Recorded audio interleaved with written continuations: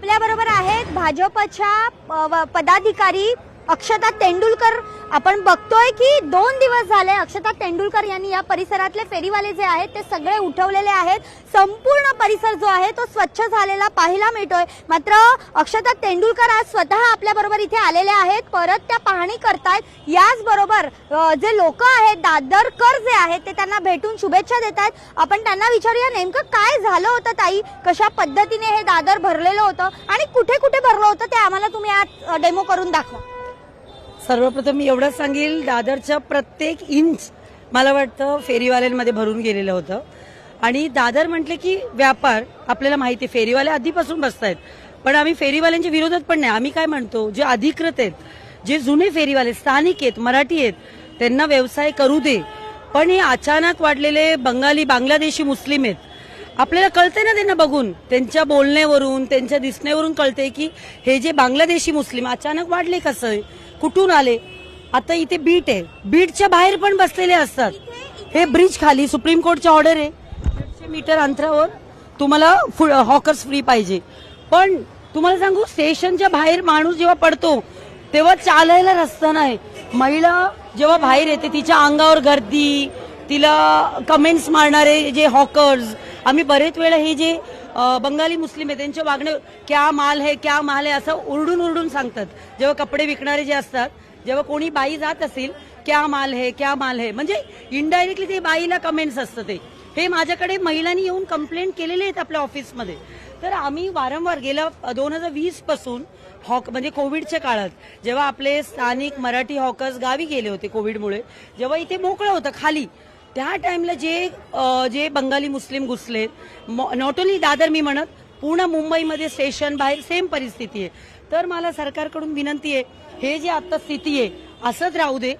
फक्त एवढं की पालघर धाणू बाहेरून जे महिला येतात, आपले आदिवासी महिला किंवा काही फुलं विकणारे आपले स्थानिक महिला आहेत, ह्यांना कुठेतरी असं धोरण करा की आपले जे स्थानिक 2 पैसे कमवतील, ते धंदा करतील, व्यवसाय करतील, आणि जे स्थानिक दादर करते नाही चालता येता जाताना काही त्रास होणार नाही। इथे सगळे इल्लीगल लाईट्स आहेत, इल्लीगल बीएससी कनेक्शन्स आहेत। आम्ही कंप्लेंट केले, ह्यांना लाईट कनेक्शन कोण देत आहेत? इल्लीगल पर दिवसाचे 30 रुपये 40 रुपये घेऊन ह्यांचे एजंट आहेत, जसं 0 नंबर आपण म्हणतो, जे बीएमसी आणि पोलीस आणि हॉकर्स ह्यांच्यामध्ये कलेक्शन करणारा 0 नंबर असतो, म्हणजे हप्ता वसुली करणारे। तुम्ही विचार करा, जे भाजी विकणाऱ्या, जो कोथिंबीर मिरची विकणाऱ्याकडून पण दिवसाला 120 रुपये घ्यायला जातं, 120 रुपये। दादर सारखे इथे 3 शिफ्ट मध्ये धंदे होतात, रात्रीचे जे भाजी येतात, आम्ही त्यांचा विरोध नाही करत, आमचा विरोध हफ्त्यांचे आहे। जे हफ्ते घेऊन जे बांगलादेशींना बसवतायत, आपले लोकांना खाली करायला लावतायत।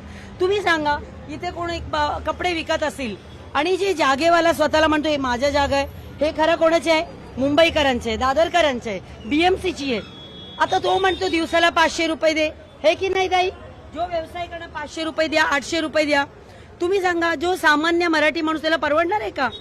आता हे जे बांगलादेशी आहेत, ह्यांच्या मागे ह्यांच्या मस्जिद आहे, ह्यांचं काहीतरी प्लॅनिंग आहे नेक्स्ट येणारा 10-20 वर्षांनी पूर्ण मुंबई आपलं। ते बोलतात पण की आने वाले समय में ये जो आप लोग कर रहे हो ना डेव्हलपमेंट, ये हमारा ही होने वाला है।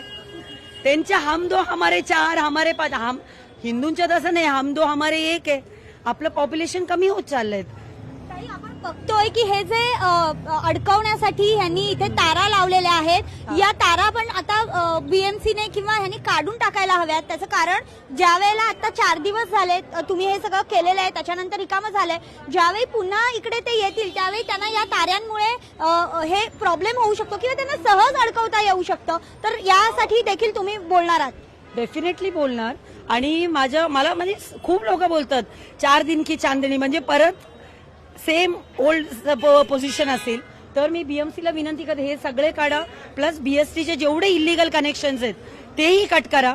आणि मला देवेंद्रजींचा मी परत धन्यवाद करते, जी हा जो आता परिस्थिती आहे त्यांच्यामुळे आज व्यवस्थित आम्ही दादरकर इथे जाऊ शकतो, येऊ शकतो।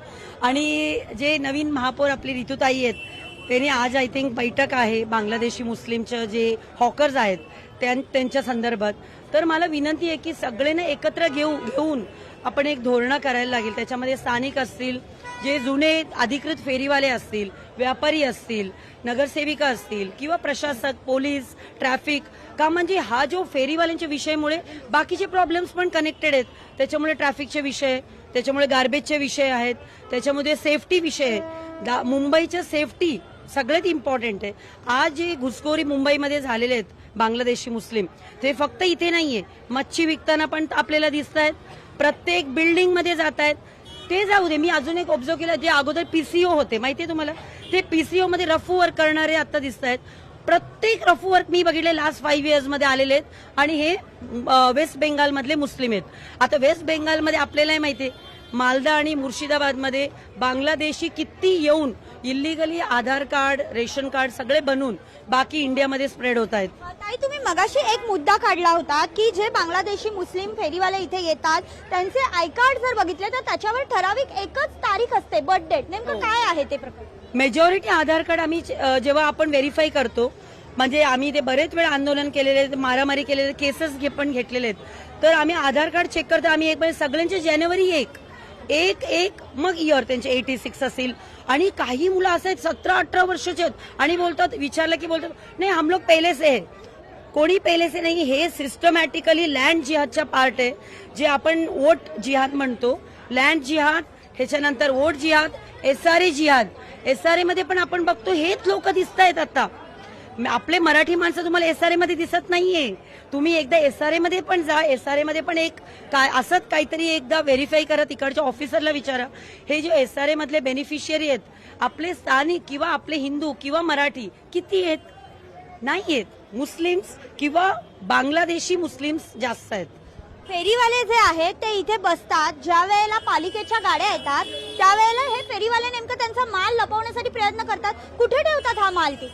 बघा, हे सगळे नेक्सस आहे, कनेक्टेड आहे. जे 0 नंबर आपण म्हणतो, लाईनवाले म्हणतो, ह्याच्यामध्ये मेन कारण लाईनवाले आहेत. ह्यांच्या आणि पोलीस बीएमसीचे कनेक्शन आहेत. जेव्हा पोलिसांची व्हॅन येतं हे अगोदर सांगतात येणार आहे, खाली करा, खाली करा, खाली करा. मग इथे आजूबाजूच्या बिल्डिंगमध्ये जबरदस्ती घुसतात. बिल्डिंगवाले आम्हाला बोलतात ना, आम्ही काही त्यांना परमिशन देत नाही. बिल्डिंगवर स्वतः माल घेऊन घुसतात आणि जबरदस्ती लावतात आणि मारामारीपर्यंत येतात बोलायला गेलं की. याच्याही आधी आपण बघितलंय की अनेकदा फेरीवाल्यांमुळे भांडणं झालेली आहेत, चाकू हल्ले देखील झालेले आहेत. मग ते दादर असो किंवा ठाणा असो, अधिकाऱ्यांवर देखील हल्ले या लोकांनी केलेले आहेत. मग तरी देखील अधिकारी जर अशा पद्धतीने त्यांना प्रोत्साहन देत असतील तर त्यासाठी नेमकं काय उपाययोजना करणं आता अपेक्षित आहे किंवा कशा पद्धतीने तुम्ही मागणी करणार आहात? माझं एवढंच म्हणजे कडक जे आता ऍक्शन आहे हे ऍक्शन असत राहू दे आणि स्थानिक जे हॉकर्स आहेत त्यांनी ठरवा की आम्हाला बाहेरची आता हे जन आंदोलन करायला लागेल. आपल्याला सगळे स्थानिक लोकांनी उतरा, स्थानिक फेरीवाले पण उतरा. स्थानिक फेरीवाले आणि स्थानिक लोक एकत्र येऊन आपल्याला ह्याच्या विरोधात आवाज करायला लागेल. जेव्हा आपण आता रिसेंटली बघितलं कुर्लामध्ये ज्या पद्धतीने भाजपच्या एक कार्यकर्त्यांवरती हल्ला झाला, तो नंतर मला वाटतं बरेच दिवस हॉस्पिटलमध्ये होतं. त्याच्या अगोदर मला वाटतं मुलुंडला एक बीएमसीचे आपले एन्क्रोचमेंट डिपार्टमेंटचे एक ऑफिसर होत्या, त्यांच्या बोटा कापण्यात आल्या ऍक्च्युअली. म्हणजे एवढं डेंजरस कुठल्याही लेवलपर्यंत जातील. ह्याच्यामध्ये प्रचंड भ्रष्टाचार आहे. त्याच्यामध्ये बीएमसीचे एन्क्रोचमेंट, मी म्हणू शकत नाही की वॉर्ड ऑफिसर पर्यंत असतं, कधी कधी एन्क्रोचमेंट आणि लायसन्स डिपार्टमेंट पर्यंत प्रचंड ह्याच्यामध्ये भ्रष्टाचार आहे. स्थानिक बीट ऑफिसर असतील, सगळे ह्याच्यात इन्व्हॉल्व असतात. आता आज रितू तावडेंनी एक मीटिंग बोलावलेली आहे. भाजपचे नगरसेवक आलेले आहेत, भाजपचा महापौर आलेला आहे. कशा पद्धतीने तुम्ही आता नगरसेवकांकडे मागणी करताय? कारण हे सगळं जे बघण्याचं काम आहे ते मुळात नगरसेवकांचं. आतापर्यंत 4 ते 5 वर्ष नगरसेवकच नव्हते. आता तुम्ही काय मागणी करा? मी म्हणत नाही फक्त भाजपचे नगरसेवक, मला असं वाटतं प्रत्येक स्थानिक जे रहिवासी आहेत आपले नगरसेवकाकडे पत्र द्या की आम्हाला फुटपाथ, रोड, हॉकर्स फ्री हवंय, आम्हाला चालण्यासाठी रस्ता हवाय. फक्त भाजप मी म्हणत नाही, प्रत्येकाने. आता आपले आमदार संजय उपाध्यायजी बोरिवलीमध्ये एवढं सुंदर काम करतायत. ते सगळे इलिगल एन्क्रोचमेंट तोडतायत. हॉकर्स म्हणजे ओपन मध्ये कुठे दारू पित असतील त्याच्यावर ऍक्शन होतोय, ड्रग्स विरोधात ऍक्शन घेत. प्रत्येक आमदारांनी, प्रत्येक नगरसेवकाने आपलं काम व्यवस्थित केलं तर आपला मुंबई सुरक्षित, सुंदर आणि व्यवस्थित राहील. लायसन्स बद्दल देखील एक प्रश्न निर्माण झाला होता मध्यंतरी की फेरीवाल्यांना अधिकृत काही जे फेरीवाले आहेत त्यांना अधिकृत लायसन द्यायचं, तर ही प्रोसेस नेमकी कुठपर्यंत आले त्याबद्दल काही माहिती आहे का तुम्हाला, किंवा तुम्ही काही माहिती घेतलेली आहे का? मध्ये मी असं एक सुप्रीम कोर्टचं एक म्हणजे हिअरिंग मध्ये असं बघितलं होतं की जे डॉमिसाईल बघून त्यांना लायसन्स द्या. आत्ता जे कोण आता मालदा मुर्शिदाबादमध्ये येऊन बसून इथे बोलू शकत नाही, बाबा मी इकडे मुंबईकर आहे मला लायसन्स द्या, आणि द्यायचं पण नाहीये. मी तरी म्हणते आत्ता तुम्ही सर्वे करून आता डायरेक्ट लायसन्स देऊ नका. जे मुंबईमध्ये एटलीस्ट 15-20 वर्षापासून राहत आहेत आणि स्थानिक आहेत, एटलीस्ट स्थानिक नाही तरी मुंबईकर म्हणून आहेत, मराठी आहेत, त्यांना प्राधान्य द्या आणि महिलांना प्राधान्य द्या. जो दिव्यांग आहेत त्यांना प्राधान्य द्या. जेव्हा हॉकर झोन करतील तेव्हा दिव्यांग आणि महिलांना खास करून जे स्थानिक आहेत त्यांना प्राधान्य द्या. बचत गटाच्या महिलांना द्या. ताई, आपण पुढे देखील जाऊया, कारण या साईडला देखील आपण जर बघितलं तर मोठ्या प्रमाणात फेरीवाले बसलेले असतात. आज मात्र ते पूर्ण इथेही बसलेले असतात. आज तिकडेच पण देखील आपण जो ब्रिजच्या खाली बघितलं तर सगळं स्वच्छ झालेलं पाहायला मिळतंय. हो. परवा तुम्ही नेमकं काय केलं होतं? अँब्युलन्स आणली होती, नेमकं कशा पद्धतीने केलेलं होतं? आम्ही वारंवार कंप्लेंट देऊन सुद्धा काही ऍक्शन होत नाही. ऍक्शन म्हणजे तुम्ही बोललात ना, बीएमसीची गाडी यायच्या अगोदर इथे निरोप आलेला असतं की गाडी येणारे लपून बसा. हो होणार, सगळ्या महिलांसाठी आम्ही तेच बोलतो ना, महिलांसाठी धोरणं करा. तर आम्ही प्रशासनच्या लक्ष वेधण्यासाठी आम्ही काय केलं, आपला ऑफिसची अँब्युलन्स आहे, अँब्युलन्समध्ये मी बसली, माझे काही कार्यकर्ता होते आणि अँब्युलन्स घेऊन आम्ही जस्ट एक राऊंड मारत होतो की काय परिस्थिती आहे ते दाखवण्यासाठी. बाकी आमचे काही हेतू नव्हतं की त्याच्यामध्ये तो जो व्हायरल झाला व्हिडिओ आणि हा विषय प्रशासनपर्यंत गेला. त्याच्यानंतर मला वाटतं कमिशनर ट्रॅफिक असेल, बीएमसी, त्यांच्या जॉईंट मीटिंग नंतर असं एक डिसिजन घेण्यात आलं की आपल्याला प्रॉपर इथे ऍक्शन घ्यावं लागेल. बघतोय ताई की आता इथे देखील दोऱ्या लटकवलेल्या पाहायला मिळत आहेत. कशा पद्धतीने हे सगळं सुरू असतं? कारण मी सकाळी जेव्हा 7 वाजता येते त्यावेळेला देखील इथे प्रचंड गर्दी असते, चालायला देखील जागा राहत नाही.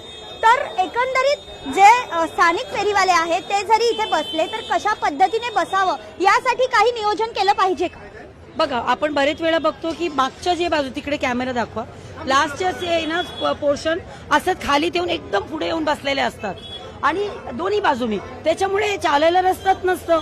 तर आता आम्ही बघितलं एककडे कुठेतरी आता ग्रिल लावलंय. किती, कोणता नंबर? 8 नंबर. आता तिकडे जाऊ आपण.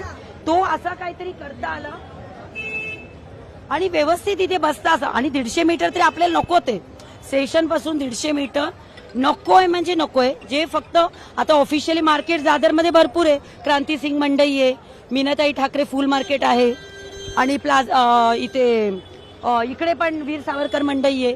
तर मी म्हणते हे ऑफिशियल मार्केट आहेत, ते लोक भाडे भरतात, बीएमसीचे रेव्हेन्यू जनरेट करतात. हे जे इलिगल हॉकर्समुळे बीएमसीला काय फायदा आहे? रेव्हेन्यू आहे का? रेव्हेन्यू जनरेट होते की नाही? हफ्ता गोळा होतोय. तुमच्या या मुद्द्यावर मी येते. तुम्ही म्हणालात की ओरिजिनल मार्केट आहे. आता लोकांना इथे बरेच फुलवाले बसलेले असतात, बरेच फेरीवाले बसलेले असतात, त्यामुळे लोक असं म्हणतात किंवा जे बाहेरून येणारे खरेदी करणारे लोक असतात त्यांना असं वाटतं की हेच फुल मार्केट आहे. म्हणजे सुरुवातीला ज्या वेळेला मुंबई माहिती नव्हती मला तेव्हा मलाही असं वाटायचं की हेच फुल मार्केट आहे, पण ज्यावेळी मला कळलं की मंडई वेगळी आहे आणि हे फुल मार्केट वेगळं आहे, कशा पद्धतीने तुम्ही लोकांना हा मेसेज द्याल की मंडई वेगळी आहे आणि हे फुल मार्केट वेगळं? बघा, जेव्हा हे सगळं असं ऍक्शन होईल, बंद होईल, आपल्या लोकांना कळेल मंडई आहे, मीनाताई ठाकरे फुल मार्केट आहे, लोक जाऊन तिथून खरेदी करतील. तसं सेनापती बापट मार्गला आता रुपरेल कॉलेज पर्यंत भाजी मार्केट म्हणजे इलिगली व्हॅन वगैरे पार्क करतायत, त्याच्यामुळे ट्रॅफिक जॅम होतोय. तर आम्ही तेच म्हणतो, क्रांतिसिंग मंडई आजपर्यंत लोक जातच नाही भाजी घ्यायला का? रस्त्यावर दिसलं तिथेच गाडी थांबवलं, परत ट्रॅफिक जॅम, तिथूनच भाजी विकत घेतला आणि गेले. मार्केटपर्यंत कोणी जातच नाही. हे जे मार्केट हे बीएमसीचे ऑफिशियल रेव्हेन्यू जनरेट करतात, हे लोक भाडे भरतात, टॅक्स देतात. तर आमचं काम आहे ना, लोक तिथेपर्यंत कसं जातील? जेव्हापर्यंत इथे अवेलेबल नाही करत तुम्ही, इथे मार्केट बंद ठेवतील तर मार्केटपर्यंत जातील ते. बरोबर आहे ताई, जे तुम्ही म्हणत होतात की सध्या काही ठिकाणी पालिकेने एक्सपेरिमेंट केलेला आहे. तर एक्सपेरिमेंट नेमकं कुठे आणि कशा पद्धतीने केलंय? 8 नंबर गाळा आहे, तिथे बीएमसीनी बॅरिकेड्स टाईप म्हणजे स्टीलचे हे लावलेले आहेत, त्याच्यामुळे म्हणजे हॉकर्स बसू शकत नाही असं. ते एक्सपेरिमेंट, आता ते लोकांचे हे रिव्ह्यूज घेत आहेत की जे इथून रोज ट्रॅव्हल करणार आहेत त्यांना त्रास नाही ना होणार असं. आय थिंक पुढच्या ह्याच्यात असेल. पण आपण बघितलंय की ताई, आता इथे मला शौचालय दिसतंय म्हणून मी सांगते की या शौचालयामध्ये देखील अनेक वेळेला लपवालपवीची कामं केली जातात किंवा हे असे छोटे निश्चित. जे ब्रिजच्या खाली बांधलेल्या गोष्टी आहेत तिथे पण लपवालपवीची कामं, माल लपवतात अगदी किंवा अनेक अगदी गोष्टी तिकडे भाग्यश्री होत मुद्दा असतात. लक्षात येतोय. या ठिकाणी विविध भागात फेरीवाल्यांकडून अतिक्रमण सध्या सुरू आहे. दिवसभर खरं तर लोकशाही मराठी हा मुद्दा लावून जाणार आहे. तुर्तास याच नोटवर इथंच आम्ही थांबतोय. अपडेट राहण्याकरता पाहत रहा